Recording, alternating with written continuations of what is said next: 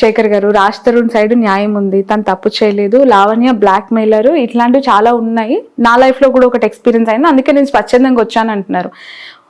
Just ముఖ పరిచయం ఉన్న మీరే రాజ్ తరుణ్ కి స్వచ్ఛందంగా వచ్చి ఈ స్థాయిలో మీ డే స్కెడ్యూల్ అంతా పక్కన పెట్టుకుని, of course you are so busy person, in fact you are working with some another organisation, but still తన గురించి మీరు వచ్చి ఈ స్థాయిలో మాట్లాడుతున్నారు.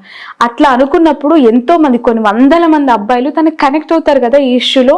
అలాంటి ఒక సపోర్ట్ ని, అలాంటి ఒక మోరల్ థింగ్ ని తను ఎందుకు తీసుకోలేకపోతున్నారు? ఎందుకు పూర్తిగా అబ్స్కాండ్ లో ఉన్నారు? అబ్స్కాండ్ కాదు, he wants to see abscond కాదు. బేసికలీ ఒక డ్రగ్ పెడ్లర్ అమ్మాయి, డ్రగ్ పెడ్లర్ కేసులో ఆ అమ్మాయి 45 రోజులు జైలుకి వెళ్ళి వచ్చింది. అమ్మాయి మీద ఆ ముద్ర పడింది. రేపు ఎల్లుండో ఖరారు అయితే ఒక 10 ఏళ్ళ దాకా జైలు శిక్ష పడవచ్చు. సి రైట్ నో అతనికి ఒక మంచి ఫేమ్, మంచి రెస్పాన్సిబుల్ రెస్పెక్టబుల్ పొజిషన్లో ఉన్నాడు ఇండస్ట్రీలో. అలాంటి అతను ఇప్పుడు డ్రగ్ పెడ్లర్ ఉంటున్న ఇంట్లో ఉంటే రేపు ప్రతి చిన్నదానికి ఏదైనా సరే రాజధాని కూడా అనుమానిస్తారు కదా, నువ్వు డ్రగ్స్ తీసుకుంటావా, నువ్వు డ్రగ్స్ చేస్తావు అని.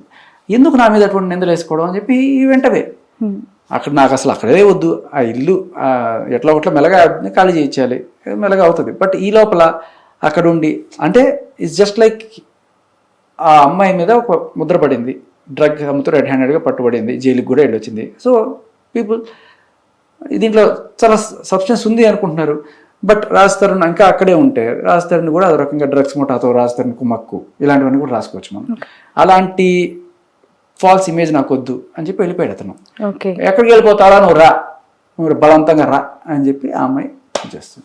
ఇప్పుడు లావణ్య ఉంటున్న ఇల్లు రాజ్ తరుణ్దే, అది ఖాళీ చేయండి అని చెప్పి మీరు తనతో మాట్లాడడం చూసాము. అలా అనే రైట్ మీకుందంటారా? అసలు అమ్మాయి ఉండే రైట్ ఉందా అంటున్నాను. అమ్మాయి ఎవరు? ఇప్పుడు నేను వైఫ్ అంటుంది, వైఫ్ అయితే ఆధార్ కార్డు చూపించు, వైఫ్ ఆఫ్ ఆధార్ మన రాజ్ తరుణ్, పోనీ పాన్ కార్డు ఏదైనా చూపించు, జస్ట్ ఒక ఆధారం చూపించు.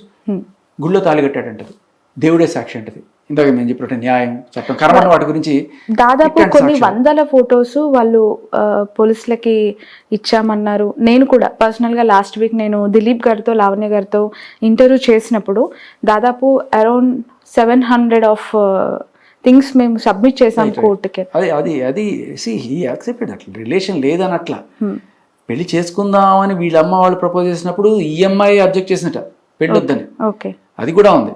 బట్ ఒకవేళ చేసుకుని ఉండొచ్చు ఫ్యూచర్లో. కానీ అంతలోనే ఈఎంఐ డ్రగ్స్కి బానిస అయిపోయి ఆ డ్రగ్ ముఠాలో ఉన్న కొంతమందితో రిలేషన్స్ పెట్టుకొని మస్తాన్ సాయి క్లియర్ కట్గా తన సైన్ చేసిన కంప్లైంటే ఇచ్చింది. Clear cut indication that she is in relation with Mastan Sai.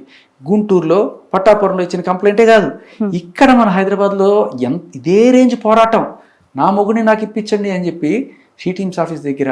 మన జర్నలిస్ట్లో మీకు ఎంతమంది క్రైమ్ సోదరులు ఎవరన్నా తెలిసి ఉంటే, క్రైమ్ ఇన్వెస్టిగేటింగ్ జర్నలిజం ఉంటే లాస్ట్ ఇయర్ జూన్ వాళ్ళని అడగండి, ఎవరన్నా సరే మీకు మంచి క్రైమ్ రిపోర్టర్స్ ఎవరన్నా తెలిస్తే ఈ అమ్మాయి గురించి తెలుసా, ఈ అమ్మాయి ఇక్కడ ఏం చేసింది అని అడగండి. వాళ్ళు దే క్లియర్ కట్లీ టెల్ ఈ అమ్మాయి ఇదే టైప్ పోరాటం మస్తాన్ సాయి కోసం చేసింది ఇక్కడ. Okay, but Mastan Sai is not celebrity కాబట్టి బయటికి రాలి. ఓకే, మస్తాన్ సాయి అనే అబ్బాయి గురించి గుంటూరులో తన కేసు ఫైల్ చేస్తే ఎందుకు చేశావు అని చెప్పి నేను క్వశ్చన్ చేస్తే, డ్రెస్ చేంజ్ చేసుకుంటున్నప్పుడు సీక్రెట్ కెమెరా పెట్టి వాళ్ళు నన్ను డిగ్రేడ్ చేశారు, వాళ్ళు నన్ను హెరాస్ చేశారు, అందుకని కేసు పెట్టాల్సి వచ్చింది. బట్ ఆ రిలేషన్ అనేది ఫేక్, అది క్రియేట్ చేయబడిన అలిగేషన్ ఫ్రమ్ రాజ్ తరుణ్ అని చెప్పి నాకు లావణ్య చెప్పింది. నిజం కాదంటారా మస్తాన్తో? సి నోటి మాట ఎంతైనా మాట్లాడచ్చు, there is no proof, but you have return. నువ్వు రాసిందే చక్కగా సంతకం పెట్టావు, నువ్వు రాసావా, ఇప్పుడు నేను ఇది నా రైటింగ్ కాదంటది, నీ ఇష్టం ఏదైనా చేసుకో, బట్ నువ్వు సంతకం పెట్టావు, ఈ సంతకం అయితే నీదే కదా, నువ్వేం చిన్నపిల్లవు కాదు కదా నీ చేత లేకపోతే బలవంతంగా సంతకం పెట్టించేయడానికి అని అంత ఆ మాత్రం పోలీసులు అడగరండి. ఒక అబ్బాయి మీద రేప్ కేసు, అటెంప్ట్ మర్డర్ కేసులు పెట్టేటప్పుడు కనీసం అమ్మాయి కూడా లేకుండా పెట్టేస్తారండి? పెట్టేస్తారా మీరు చెప్పండి పోలీసులు? ఓకే, ఇది రాజ్ తరుణ్ మస్తాన్ గురించి తను రాసిన కంప్లైంట్. ఓకే, అంత ఈజీ కాదు కదా, చాలా ఈజీగా లేదండి అది చిన్న కేసు అని అంటుంది. కానీ రేప్ కేసు పెట్టాలంటే కనీసం అమ్మాయి ఉండాలి, అక్కడ అబ్బాయి ఉండాలి, పోలీసులు పిలుస్తారు, మాట్లాడతారు, ఇవన్నీ జరుగుతాయి కదా. ఈ కంప్లైంట్ నేను రాసింది కాదు, ఇది నాకే తెలియదు, దాంట్లో వివరాలు చూడండి చక్కగా కళ్ళతో చూసినట్టు అట్లా రాసింది అమ్మాయి. అని అడగాలి మనం. దీంట్లో వివరాలు ఏంటి, ఇది కరెక్టా ఇది కాదా, మస్తాన్ సాయి నాకు 2021 నుంచి పరిచయం అంటే అప్పటికి రాజతరుణ్ చెప్పినట్టుగా రాజతరుణ్తో బ్రేకప్ అయిపోయింది. Okay. So if she's in with Mastan Sai, Mastan Sai కావాలని చెప్పి 2023లో పోరాటం, న్యాయ పోరాటం, ప్రధానికి పోరాటం అని ఒక పేరు. యా, నేను ఈ విషయాలు మిమ్మల్ని మళ్ళీ అడుగుతాను. శేఖర్ గారు, మీరు చాలా ఏళ్ళ నుంచి యాజ్ ఏ ఆర్జేగా చాలా మంది సెలబ్రిటీస్ని చాలా దగ్గరగా చూస్తూ ఉంటారు, ఇంటర్వ్యూస్ చేస్తూ ఉంటారు.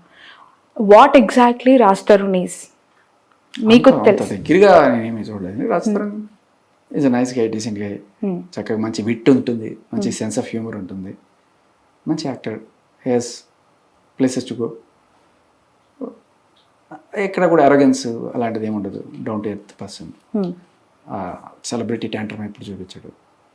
సో అప్పుడప్పుడు మేము పండగలకి వాటికి పిలుస్తుంటే వస్తాడు, will have dance together and all. Okay. ఆ కన్వర్జేషన్స్ ఎప్పుడైనా పార్టీస్లో ఎక్కడైనా కలిసినప్పుడు లావణ్య ప్రస్తావన కానీ? పార్టీలు కాదు, అసలు నేను పార్టీలకి వెళ్ళే టైపే కాదు. ఓకే. వినాయక చవితి మండపాలు చేస్తాం కదా, దానికి పిలుస్తాను నేను అంతే. అప్పుడు అంటే మామూలుగా బయట చేయం మేము, బట్ పెద్ద మాల్లో లైక్ మన లాస్ట్ టైం ఇక్కడ చేసాం, ఇది మన బాలానగర్ దగ్గర ఉంది కదా మాల్, అక్కడ చేసాం. పెద్ద మాల్ కొత్త కట్టారు, అక్కడ వాళ్ళకి అక్కడ వినాయకుడు పెట్టి అక్కడ చేసాము, అక్కడ వచ్చాడు అంతే. అంతే తప్ప పార్టీలకి ఇట్టలేదు. ఓకే. కలిసిన ఫొటోస్ ఉన్నాయి యాక్చువల్లీ, నేను తీమని చెప్పాను.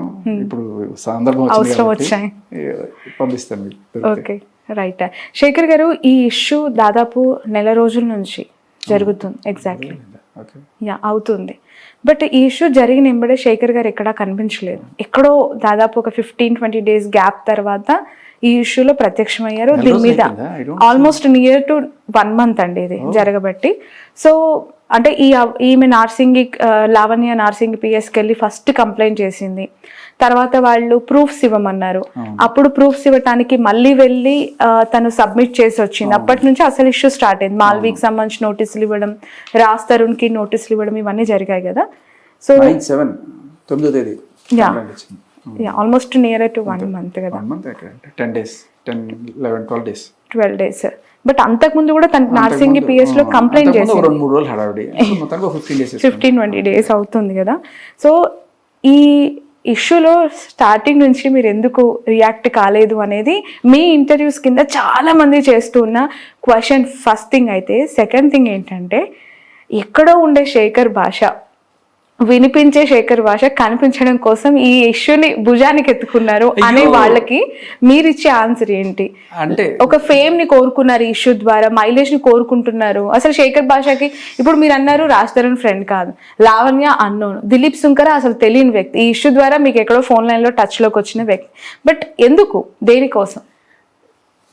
నేను ఎవరి దగ్గరికి వెళ్ళి నేను ఇంటర్వ్యూ చేయడం అడగట్లేదు. మాది వైరల్ అయిపోయిన తర్వాత అందరూ పిలుస్తున్నారు. అందులోనూ మీలాగా అందరూ నాకు అంటే 18 ఏళ్ళ నుంచి ఇండస్ట్రీలో ఉన్నాం, అందరూ ఫ్రెండ్సే ఉంటారు. సో ఒకళ్ళ తర్వాత ఒకళ్ళు వాళ్ళకి ఇచ్చాము, నాకు ఇవ్వలేదురా అని చెప్పి ఇలా పిలవడం. అండ్ నేను ఇంకోటి ఏంటంటే, నేను కనబడడం కోసం అంటున్నారు కొంతమందికి, అంటే తెలియదేమో. నేను ఒక దాదాపు 7,000 టీవీ లైవ్ షోస్ చేశాను జెమినీ మ్యూజిక్లో, ఇంకా చాలా 4-5 టీవీ ఛానల్స్లో నేను చాలాసార్లు కనబడ్డాను. ఈ మధ్య కాలంలో కొంచెం ఒక 4-5 ఏళ్ళ నుంచి ఆఫ్టర్ కరోనా నేను టీవీలో కనిపించడం తగ్గించాను. కానీ బట్ ఇప్పుడు కూడా నేను మొన్న కూడా కుమారి ఆంటీని ఇంటర్వ్యూ చేశాను జెమినీ మ్యూజిక్లో. So nothing like that. నేను వెళ్ళి యాంకరింగ్ చేద్దామంటే దే ఆర్ రెడీ. దీనికోసం యూట్యూబ్ ఛానల్లో కనిపించడం కోసం శాటిలైట్ ఛానల్లో వస్తారండి. ఓకే.